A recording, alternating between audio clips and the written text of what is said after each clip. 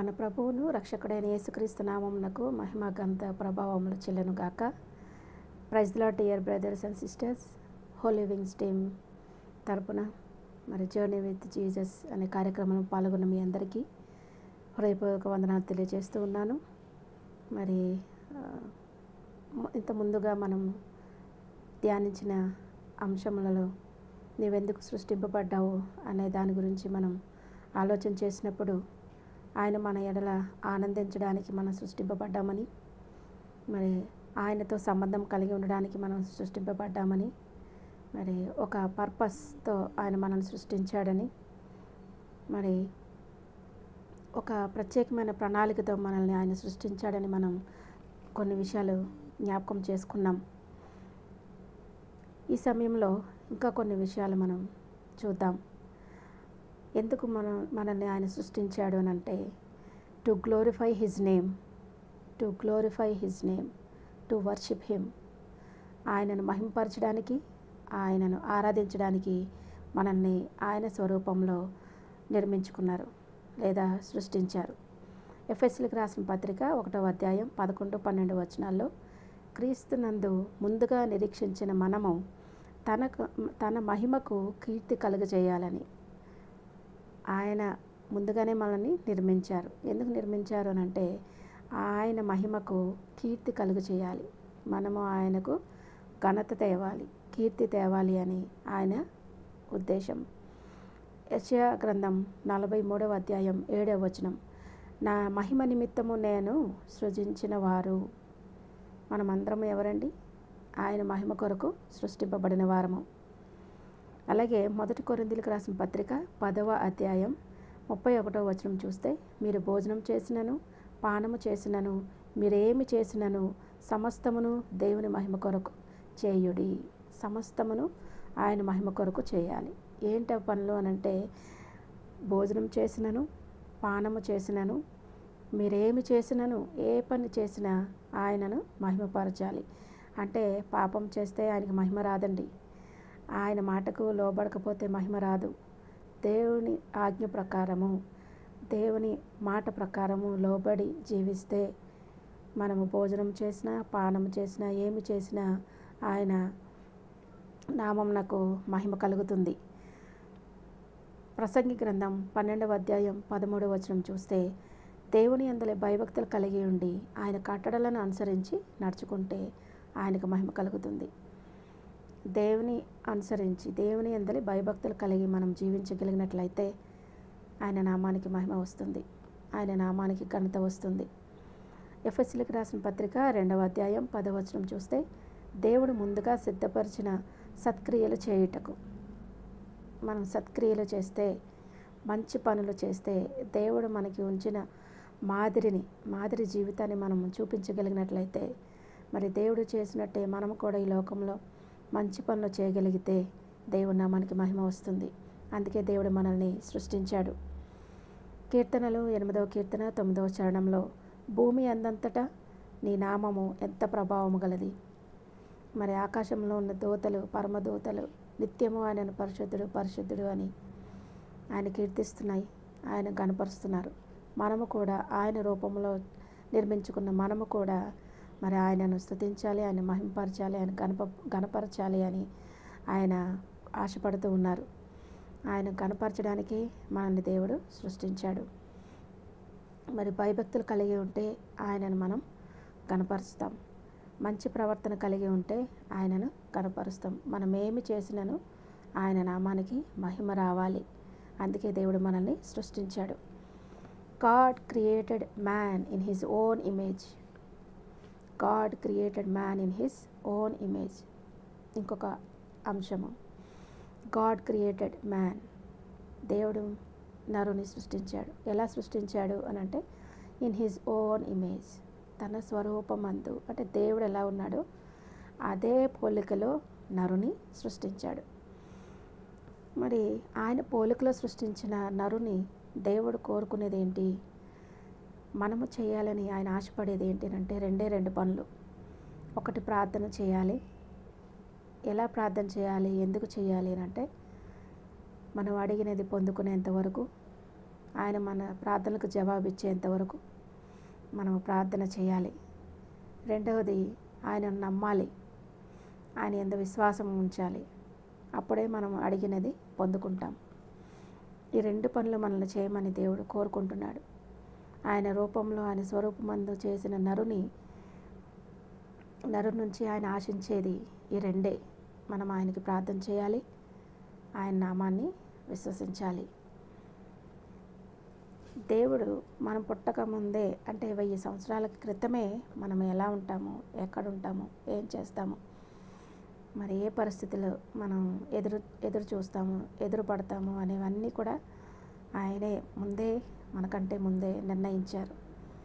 ఆయన ప్రణాళిక నుంచి ఎవరు తప్పిపోయే అవకాశం లేదు. నువ్వు దేవుని నమ్మితే, if you trust God, he will guide you. ఆయన నీకు దారి చూపిస్తాడు, మార్గదర్శిగా ఉంటారు. ఆయన వాక్యంతో మనల్ని ముందుకు నడిపిస్తారు.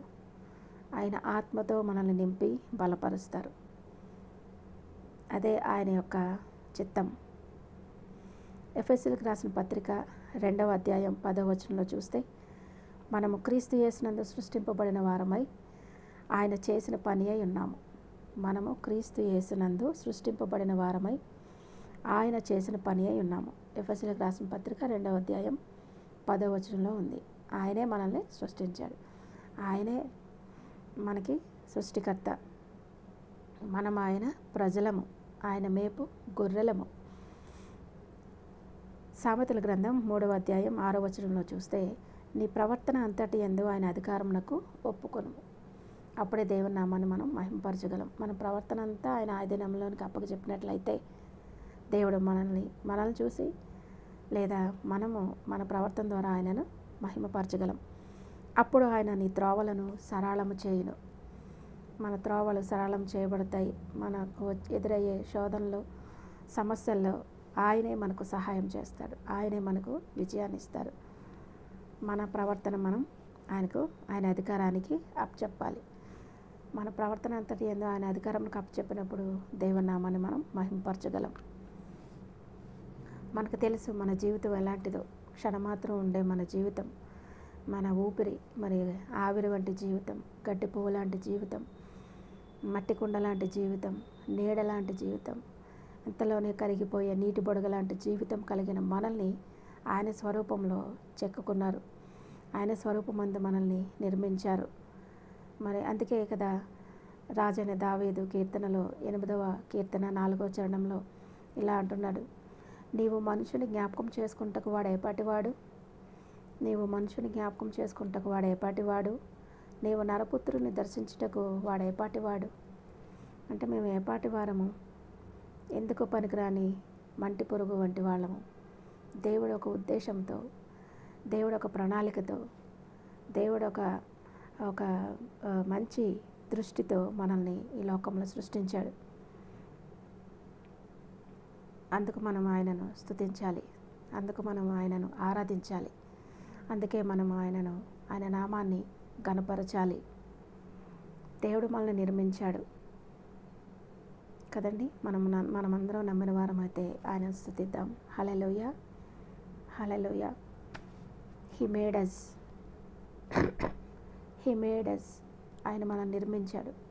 రోమీయులకు రాసిన పత్రిక 8వ అధ్యాయం 30వ వచనం చూస్తే, మరియు ఎవరిని ముందుగా నిర్ణయించెనో వారిని పిలిచెను, ఎవరిని పిలిచెనో వారిని నీతిమంతులుగా తీర్చెను, ఎవరిని నీతిమంతులుగా తీర్చెనో వారిని మహిమపరిచెను. చూడండి ఎంత గొప్ప భాగ్యము దేవుడు మనకు అనుగ్రహించాడు. ఆవిరి వంటి జీవితం, గడ్డి పువ్వు లాంటి జీవితం ఈరోజు ఉంటుంది, రేపు ఉండదు. అలాంటి జీవితాలు కలిగిన మనల్ని మరి ఆయన ఎంత చక్కగా నిర్మించాడో ఆలోచన చేస్తే మనకు ఆశ్చర్యం కలుగుతుంది. ఎవరిని ముందుగా నిర్ణయించెనో వారిని పిలిచెను. మనల్ని పిలిచిన దేవుడు, మనల్ని సృష్టించి ఆయన పిలుచుకున్న దేవుడు. ఎవరిని పిలిచినో వారిని నీతిమంతులుగా తీర్చాను. మనల్ని నీతిమంతులుగా తీర్చాడు. మనల్ని పిలుచుకున్నాడు ఆయనే, మనల్ని సృష్టించింది ఆయనే, మనల్ని నీతిమంతులుగా తీర్చేది కూడా ఆయనే. మరి ఎవరిని నీతిమంతులుగా తీర్చెనో వారిని మహిమపరచెను. మన ద్వారా దేవుని నామానికి మహిమ రావాలి. మన మాటల ద్వారా ఆయనకు ఘనత రావాలి. మన చూపు ద్వారా ఆయనకు ఘనత రావాలి. మన నడవడి ద్వారా, మన ఆలోచన ద్వారా మరి ఆయన నామానికి మహిమ రావాలి. అందుకే దేవుడు మనల్ని సృష్టించుకున్నాడు. God created everything. It is very good. God created man in his own image. It's good. God created male and female, Adam and Eve. They have open relationship with God. దేవునితో వాళ్ళు చాలా చక్కటి సన్నిహిత సంబంధం కలిగి ఉండేవారు. కానీ పాపం చేయడం వలన మరి దేవునికి దూరం అయిపోయారు. మనము కూడా కొన్ని పరిస్థితుల్లో దేవునికి దూరం అయిపోతాం. మరి ఆయన ఆజ్ఞల నుండి తప్పి తిరుగుతూ ఉంటాం. మళ్ళీ దేవుడు ఏదో రకంగా బుద్ధి చెప్పి మళ్ళీ ఆయన వైపు తిప్పుకుంటారు. ఆయనే నీతిమంతులుగా మనల్ని తీరుస్తాడు. ఆయన మన పాపాలని క్షమిస్తాడు. ఆయన నామానికి ఘనత తెచ్చేవారుగా మనల్ని నిర్మించుకుంటాడు. ఎంత ధన్యత అండి మనకి. మరి రోమీయులకు రాసిన పత్రికలో 5వ అధ్యాయం 12వ వచనంలో ఉంటుంది కదా, ఒక మనుషుని ద్వారా పాపము ద్వారా మరణములు లోకంలో ఎలాగూ ప్రవేశించెనో. మనుషుని ద్వారా అంటే ఆదాము అవ్వ ద్వారా పాపం ఈ లోకంలోనికి వచ్చిందని మనందరికీ తెలుసు. మరి ఆ పాపాన్ని జయించడానికి, మరణాన్ని జయించడానికి దేవుడు మనల్ని ఏర్పరచుకున్నాడు. ఆయన శిలువ రక్తం ద్వారా మనల్ని కడిగి పవిత్రులుగా చేసి ఆయన కొరకు యోగ్యమైన పాత్రలుగా మనలందరినీ నిలబెట్టుకున్నాడు. అలాగే మరి దావీదు అంటాడు కదండి, 51వ కీర్తన 5వ చరణంలో, నేను పాపంలోనే పుట్టినవాడను, పాపంలోనే నా తల్లి నన్ను గర్భమున ధరించాను. మరి పాపంలోనే మనం పుట్టాం, పాపంలోనే మన తల్లి మనల్ని కంటుంది అని అక్కడ చెప్తూ ఉన్నారు. మరి రోమీయులకు రాసిన పత్రిక 3వ అధ్యాయం 23వ వచనం చూస్తే, ఏ భేదమును లేదు, అందరూ పాపం చేసి దేవుడు అనుగ్రహించు మహిమను పొందలేకపోతున్నారు. మరి పాపము దేవుని నుంచి మనల్ని దూరం చేస్తుంది. పాపము వలన మనము ఆయన నామానికి అఘనత వస్తుంది. పాపము మనలో ఉంటే ఆయన నామాన్ని మనం మహింపరచలేము, ఆయనను మనసారా ఆరాధించలేము. పాపము దేవునికి మనకి అడ్డుగా ఉంటుంది. మరి ఆ పాపాన్ని జయించాలి, చీకటిని జయించాలి అని అంటే మరి యెషయా గ్రంథంలో 9వ అధ్యాయం 2వ వచనంలో ఇలా చెప్పబడుతుంది, చీకటిలో నడుచు జనులు గొప్ప వెలుగును చూచుచున్నారు. చీకటిలో ఉన్న మనము గొప్ప వెలుగును చూస్తాం. మరణ ఛాయ గల దేశ నివాసుల మీద వెలుగు ప్రకాశించును. చీకటిలో ఉండే మనకి వెలుగునివ్వడానికి ఆయన మనల్ని సృష్టించాడు, లేదా మన కోసం ఆయన ఈ లోకానికి వచ్చారు. మరి మరణం నుంచి మనల్ని విడిపించడానికి ఆయన శిలువ మరణాన్ని పొందారు. ఆయన జీవితాన్ని మన కొరకు త్యాగం చేశారు. ఇది మనం తెలుసుకున్న వాళ్ళమైతే అది మనం ఎన్నటికీ మర్చిపోము. మరి ఆయన మాటకు లోబడి జీవిస్తాము. నిత్యము ఆయనను స్తుతించే మనసు కలిగి ఉంటాం. నిత్యము ఆయనను ఆరాధించే హృదయాలు మనకి ఉంటాయి. ఇంకొక అంశం ఏంటంటే, we have new spiritual life,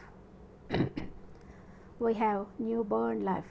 తిరిగి కొత్తగా జన్మించిన అనుభవం మనకి వస్తుంది. మరి నూతన ఆత్మను, నూతన బలమును మనం పొందుకుంటాం. అందుకే దేవుడు మనల్ని సృష్టించాడు. ఇంతకాలం మనం పాపంలో జీవించి ఉండొచ్చు, ఇంతకాలం మన లోకంలో నడిచి ఉండొచ్చు, ఇంతకాలం సాతానుకు లోబడి లోకాశలో లొంగిపోయి మనం బ్రతికి ఉండొచ్చు. కానీ దేవుడు ఒక ఉద్దేశంతో మనల్ని పిలుచుకున్నాడు, ఒక ప్రణాళికతో మనల్ని ఏర్పరచుకున్నాడు. మరి మనల్ని నీతిమంతులుగా చేసి ఆయన పని కొరకు మనల్ని ఉపయోగించుకోవడానికి ఒక ఉద్దేశంతో మనల్ని సృష్టించుకున్నాడు. అందుకే మనకి కొత్త జన్మ, తిరిగి జన్మించే భాగ్యాన్ని దయచేశాడు. యోహాను సువార్త 3వ అధ్యాయం 3 నుంచి 6 వచనాలు చూస్తే అక్కడ మనకి తెలుసు, యూదుల అధికారి అయిన నికోదేము అని ఒక పరిసయుడు దేవుని దగ్గరికి వచ్చి, కొత్తగా జన్మించాలంటే ఏం చేయాలి అని అడుగుతాడు. ఒకడు కొత్తగా జన్మించితేనే కానీ అతడు దేవుని రాజ్యమును చూడలేడని నీతో నిశ్చయంగా చెప్పుచున్నాను నేను. కొత్తగా జన్మించడం అంటే ఏంటి? మళ్ళా తల్లి గర్భంలోకి వెళ్ళి ఎలాగో జన్మిస్తాడు? ముసలివాడైన వాడు తల్లి గర్భంలోకి వెళ్ళి ఎలాగో జన్మిస్తాడు? రెండవ మారు తల్లి గర్భమందు ప్రవేశించి జన్మించగలడా అని దేవుణ్ణి ప్రశ్నిస్తాడు నికోదేము అనే ఒక పరిసయుడు. అప్పుడు దేవుడు ఇచ్చిన మంచి జవాబు ఏంటంటే, ఒకడు నీటి మూలముగాను ఆత్మ మూలముగాను జన్మించితేనే కానీ దేవుని రాజ్యంలో ప్రవేశింపలేడు. నీటి మూలముగా, ఆత్మ మూలముగా. నీటి మూలముగా అంటే బాప్తిసం పొందుట ద్వారా, ఆత్మ మూలముగా అంటే దేవుడిచ్చే పరిశుద్ధాత్మను పొందుకుంటేనే కానీ మనం దేవుని రాజ్యంలో ప్రవేశించలేము. మనకి క్రొత్త ఆత్మను, క్రొత్త మనస్సును దేవుడు అనుగ్రహిస్తాడు. యోహాను సువార్త 6వ అధ్యాయం 63వ వచనం చూస్తే, ఆత్మయే జీవింపచేయుచున్నది, శరీరం కేవలం నిష్ప్రయోజనం. నిత్యము మనలో ఉండేది దేవుడు పెట్టిన ఆత్మే. ఆ ఆత్మే మనం చనిపోయిన తర్వాత దేవుని యొద్దకు వెళ్తుంది. శరీరము మట్టిలో కలిసిపోతుంది.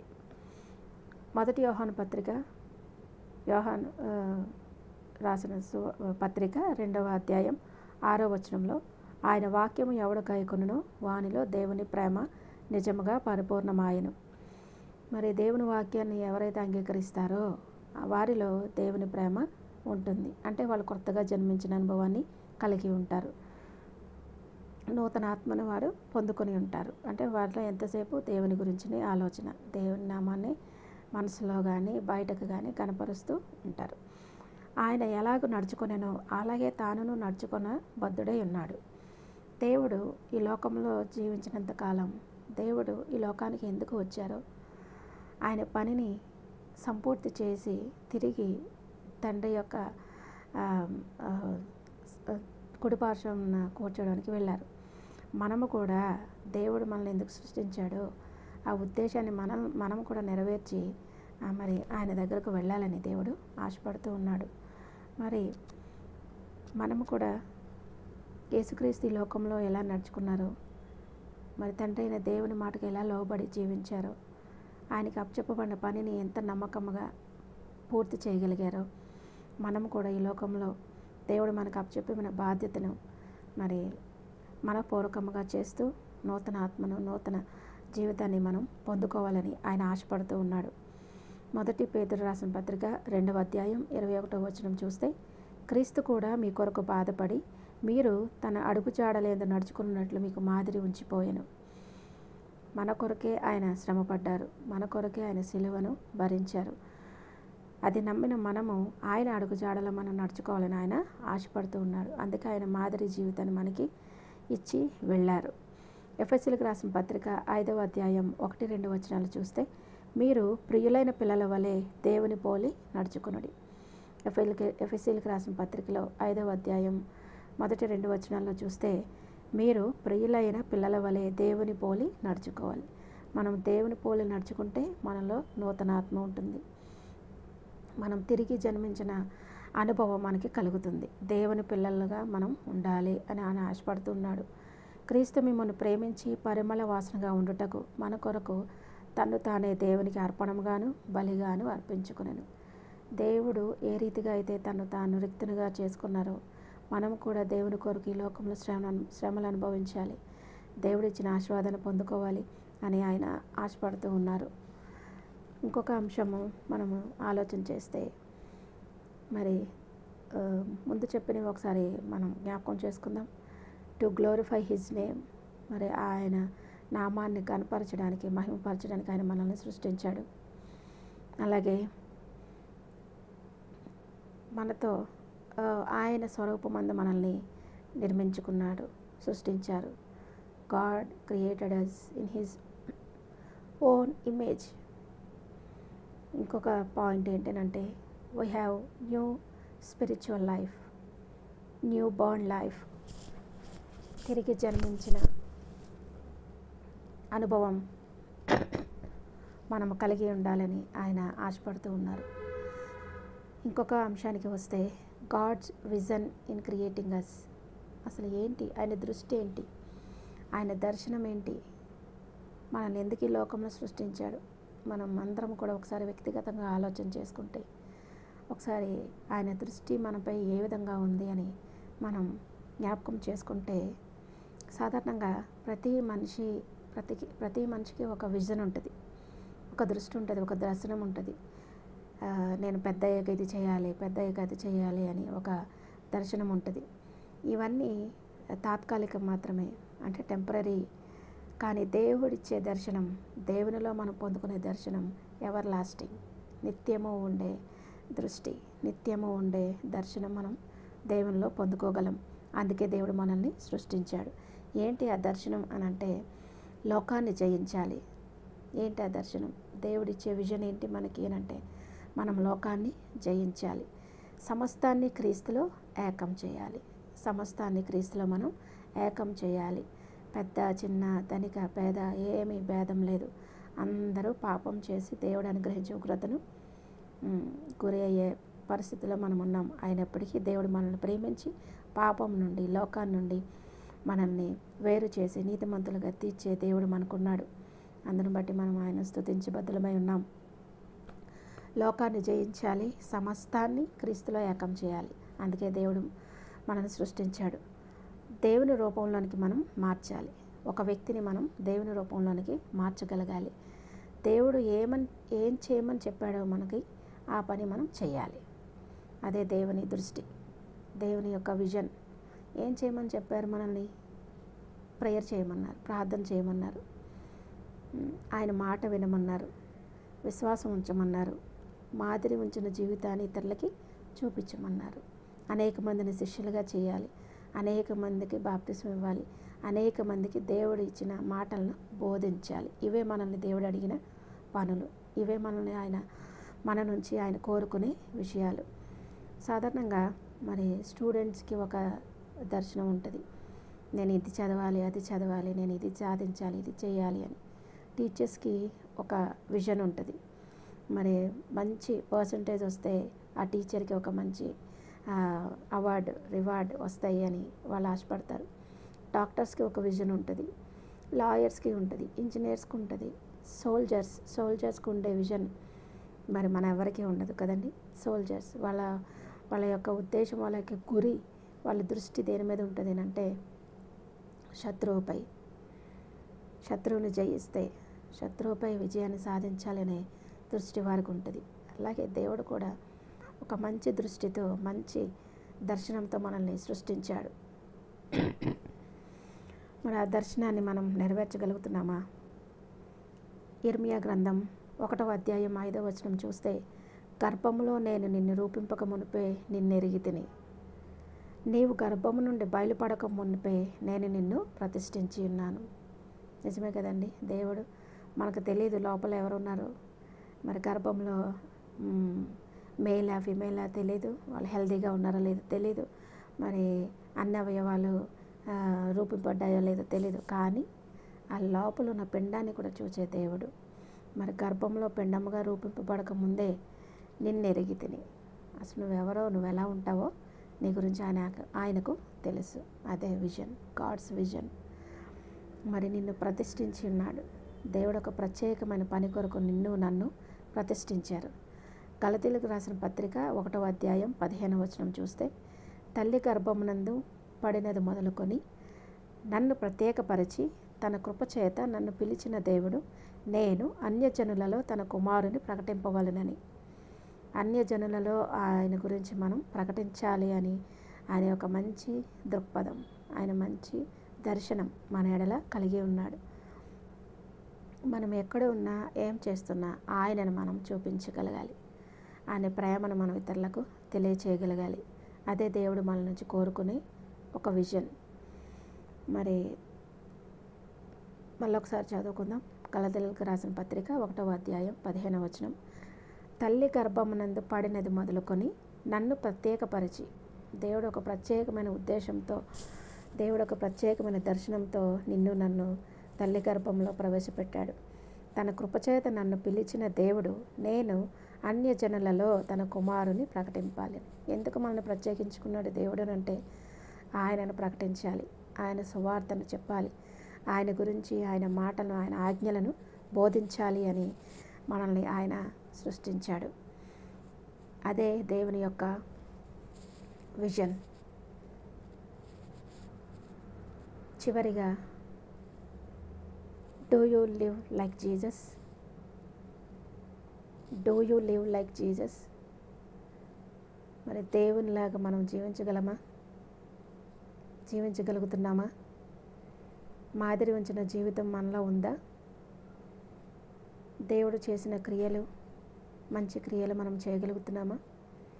లోకాన్ని, పాపాన్ని, శరీరాన్ని జయించగలుగుతున్నామా?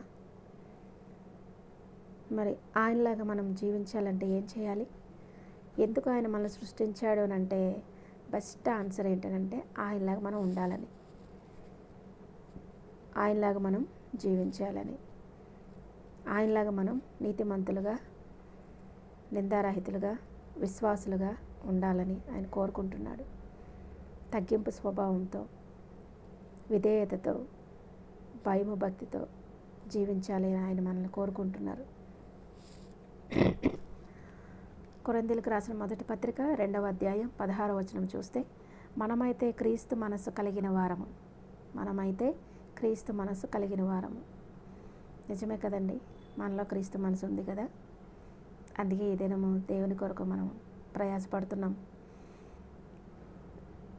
తిమోతి రాసిన 2వ పత్రిక 1వ అధ్యాయం 7వ వచనంలో, దేవుడు మనకు శక్తియు, ప్రేమయు, ఇంద్రియ నిగ్రహములు గల ఆత్మను ఇచ్చను కానీ పిరికితనము గల ఆత్మను ఇయ్యలేదు. అంటే దేవుడికి పిరికితనము గల ఆత్మ లేదు, అందుకే మనకు కూడా పిరికితనము గల ఆత్మను ఇవ్వలేదు. ఎలాంటి ఆత్మను ఇచ్చాడు అని అంటే శక్తియు, ప్రేమయు, ఇంద్రియ నిగ్రహము గల ఆత్మను. శక్తియు, ప్రేమయు, ఇంద్రియ నిగ్రహము గల ఆత్మను దేవుడు మనకి ఇచ్చాడు. కొరింథీయులకు రాసిన మొదటి పత్రిక 2వ అధ్యాయం 11వ వచనంలో చూస్తే, దేవుని సంగతులు దేవుని ఆత్మకి కానీ మరి ఎవరికి తెలియవు. మరి దేవుని ఆత్మ కలిగిన మనకి దేవుని సంగతులు అర్థమవుతాయి. దేవుని చిత్తం మనం తెలుసుకోగలం. దేవుని ప్రణాళిక మనం అమలు చేయగలం. అటువంటి ధన్యత దేవుడు మనకి ఇచ్చాడు. అందుకే దేవుడు దేవునిలాగా మనం కూడా ఉండాలని ఆశపడుతూ ఉన్నాడు. Do you live like Jesus? నువ్వు కూడా దేవునిలాగా జీవించాలని అనుకుంటున్నావా? అలా అనుకున్నట్లయితే దేవుడు మనల్ని ఎందుకు సృష్టించాడో అది మన పట్ల నెరవేరుతుంది. యాకోబు రాసిన పత్రికలో 3వ అధ్యాయం 8-9 వచనాల్లో చూస్తే ఏ నరుడును నాలుకను సాధన చేయనేరడు. నాలుక చాలా భయంకరమైంది కదండి, నరమైంది అంటారు. మరి అది ఇష్టం వచ్చినట్టు మాట్లాడుతుంది. అది మరణకరమైన విషముతో నిండినది. అది నిరర్గళమైన దుష్టత్వమే. ఆ నాలుక మీద దుష్టత్వం ఉంటుంది. దీనితో ప్రభువును స్తుతిస్తాము, దీనితోనే దేవుని పోలికగా పుట్టిన మనుషులను శపిస్తాం. అవసరానికి తగ్గట్టు, సమయానికి తగ్గట్టు, మనుషులను తగ్గట్టు మరి నాలుక ఇష్టం వచ్చినట్టు మాట్లాడుతుంది. దాన్ని ఎప్పుడైతే మనం కంట్రోల్ చేసుకుంటామో, ఎప్పుడైతే చెడ్డ మాటలు మన నోట రాకుండా మనము దేవుణ్ణి మహింపరచగలమో అప్పుడే దేవునిలాగా మనం జీవించగలం. మరి ఆయన సిలువేసిన సమయంలో ఆయనను ఎంతగానో కొరడాలతో కొట్టి మరి ఎంతగానో దూషణ మాటలు మాట్లాడి ఆయనను బాధ పెడుతుంటే ఒక్క మాట కూడా ఆయన మాట్లాడలేదు. మరి అలాంటి తగ్గింపు స్వభావము మనలో ఉందా? అందుకే ఈరోజు దేవుడు మనల్ని అడుగుతున్నాడు, do you live like Jesus అని.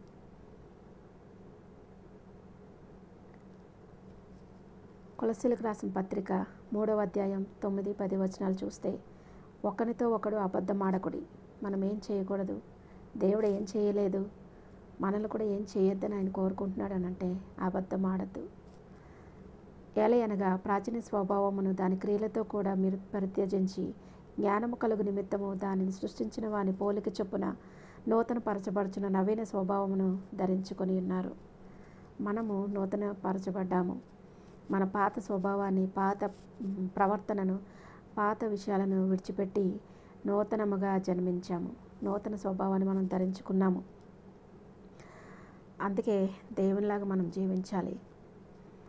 2వ కొరింథీయులకు రాసిన పత్రిక 4వ అధ్యాయం 16వ వచనంలో చూస్తే, మా బాహ్య పురుషుడు కృషించుచున్నను ఆంతర్య పురుషుడు దినదినము నూతన పరచబడుచున్నాడు. శరీరము మృతతుల్యమే. శరీరము మట్టిలో కలిసిపోతుంది, కానీ ఆత్మయే ఎల్లకాలము జీవించేది. అందుకే బాహ్య పురుషుడు కృషించుచున్నను ఆంతర్య పురుషుడు దినదినము నూతన పరచబడుచున్నాడు అని కొరింథీయులకు రాసిన 2వ పత్రికలో 4వ అధ్యాయం 16వ వచనంలో చెప్పబడుతుంది. రోమీయులకు రాసిన పత్రిక 8వ అధ్యాయం 29వ వచనంలో చూస్తే, దేవుడు ఎవరిని ముందుగా ఎరిగెనో వారు తన కుమారునితో సారూప్యం గలవారగుటకు వారిని ముందుగా నిర్ణయించెను. మనల్ని ముందుగానే ఎరిగిన దేవుడు, మనం ఏంటో, మనం ఎక్కడ ఉన్నామో, ఎలా ఉంటామో అన్నీ తెలిసిన దేవుడు. అందుకే దేవుడు మనల్ని ముందుగానే నిర్ణయించాడు. మార్కు సువార్త 9వ అధ్యాయం 35వ వచనంలో చూస్తే, ఎవడైనను మొదటివాడై ఉండగోరిన ఎడల వాడందరిలో కడపటివాడును అందరికీ పరిచాడకున్నై ఉండవలనని చెప్పాను.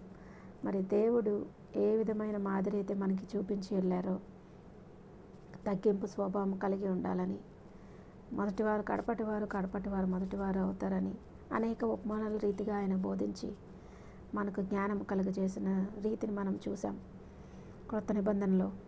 అందుకే మార్కు సువార్తలో అంటున్నారు కదా, ఎవడైనను మొదటివాడై ఉండగోరిన ఎడల వారందరిలో కడపటివాడును అందరికీ పరిచాడకుండా ఉండాలి, సేవకుల్లాగా ఉండాలి.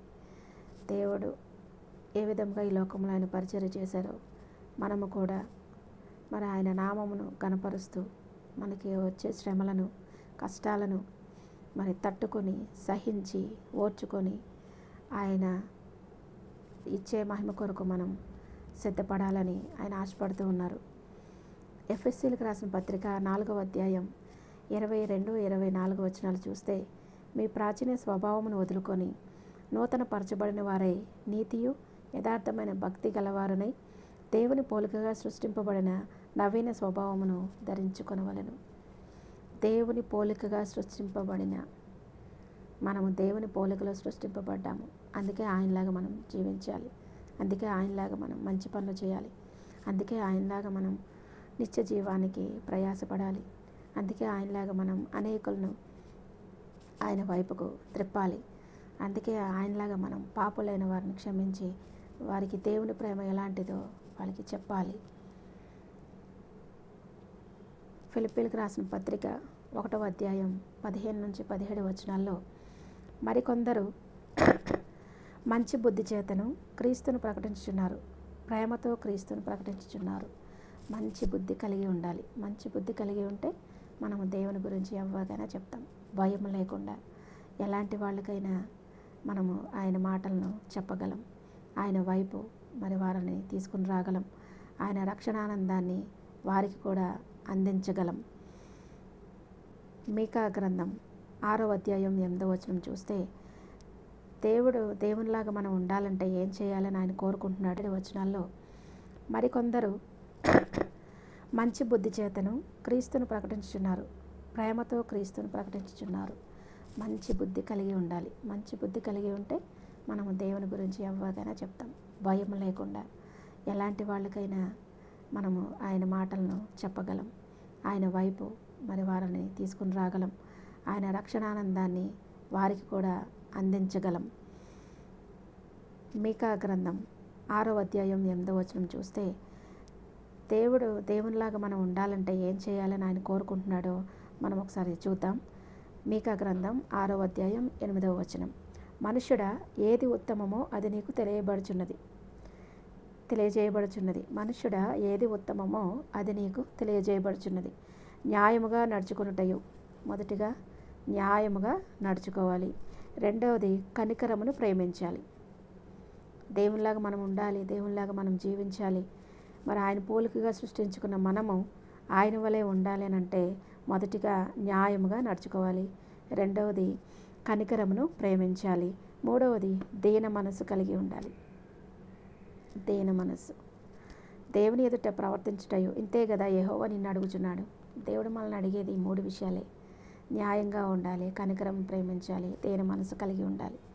ఈ 3 మనలో ఉన్నట్లయితే మనము దేవునిలాగా ఉన్నాము, మనము దేవుని పోలికలో సృష్టింపబడ్డామని మనకి అర్థమవుతుంది. ఈ హోలీ వింగ్స్ టీంలో ఉన్న ప్రతి ఒక్కరూ మరి ఈ 7 వారాలు వాక్యం అందించే దైవ సేవకులు అంటారు. అలాగే మరి వాక్యం వింటున్న, ప్రార్థన చేస్తున్న, ప్రార్థన సహకారం అందిస్తున్న మనం అందరము కూడా ఒక ప్రత్యేకమైన ఉద్దేశంతో దేవుడు మనల్ని నిర్మించుకున్నాడు అని నేను నమ్ముతున్నాను. మరి నాకు ఇచ్చిన ఈ అంశం గురించి నేను ధ్యానం చేస్తున్నప్పుడు నిజమే కదా, దేవుని యొక్క ఉద్దేశం ఎంత గొప్పది.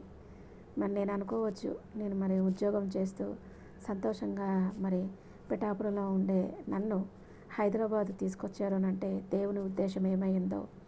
మరి నేను ఆయన మాటకు లోబడ్డాను, ఆయన చిత్తానికి విధేయత చూపించాను. ఆయన సేవలో ఉండడానికి మరి నేను జాబ్ రిజైన్ చేసి రావడం జరిగింది. మరి ఆయన ఉద్దేశాన్ని నెరవేర్చడానికి మేము హైదరాబాద్ వచ్చాం. దేవుడు నా యందు, మా యందు, మా సేవ యందు ఆయన మహిమపరచబడాలి, ఆయన కనపరచబడాలి, ఆయనలాగా మేము ఉండాలి అని మీరందరూ ప్రార్థన చేస్తారని కోరుకుంటున్నాను. దేవుడు మన అందరినీ ఎలా ఉండాలని ఆయన సృష్టించాడో చివరిగా ఒక వచనం చూసి నేను ముగిస్తాను. ఎఫెసీయులకు రాసిన పత్రిక 4వ అధ్యాయం 13వ వచనంలో ఇలా చెప్పబడుతుంది: కొందరిని అపోస్తలుగాను, కొందరిని ప్రవక్తలుగాను, కొందరిని సువార్థికులుగాను, కొందరిని కాపరులుగాను, కొందరిని ఉపదేశకులుగాను నియమించారు. ఇప్పుడు దేవుని యొక్క ఉద్దేశం ఏంటి మన ఎడల అని అంటే, మనలో కొంతమందిని పరిచారకులుగాను, సువార్థికులుగాను, అపోస్తలుగాను, ప్రవక్తలుగాను, కాపరులుగాను, ఉపదేశకులుగాను మనందరినీ నియమించారు. అందును బట్టి దేవునికి మహిమ కలుగును గాక. ఈ వాక్యము విన్న మనమందరము ఎంతో బలపడ్డామని నమ్ముచున్నాను. దేవుడు మనకి సహాయం చేసినందుకు ఆయనకి ఘనత, మహిమ, ప్రభావం చెల్లును గాక. Praise the lord. Hallelujah. Thank you all. Thank you one and all. Thank you specially for Holy Wings team and